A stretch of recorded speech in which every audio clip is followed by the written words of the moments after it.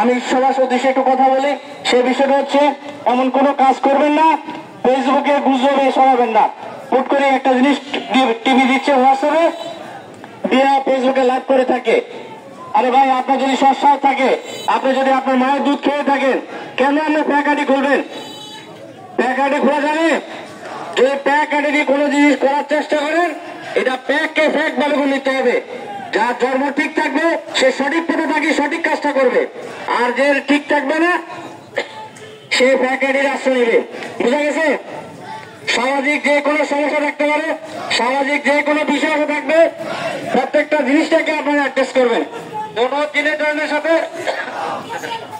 করতে না পারে মাদক ব্যবসায়ীকে চিহ্নিত করবেন, থানাকে অ্যাড্রেস করবেন।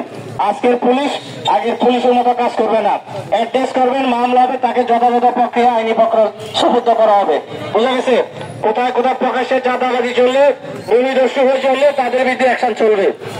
এখন থেকে আপনাদেরকে একটু সচেতন করে থাকি, আপনার এলাকায় যদি কোনো অবৈধ লোক ঢুকে থাকে, আপনি লোককে কখনো চিনেন না। আমাদের 5 আগস্টের পরে অনেক থানা পাড়িতে অস্ত্র লুটেছে, হয়েছে না? এই সমস্ত অস্ত্রধারীরা অনেক সময় অস্ত্রগুলো এখন বিভিন্ন ভাবে বিভিন্ন ইউনিয়নে তারা আত্মগোপন করে রাখতে পারে।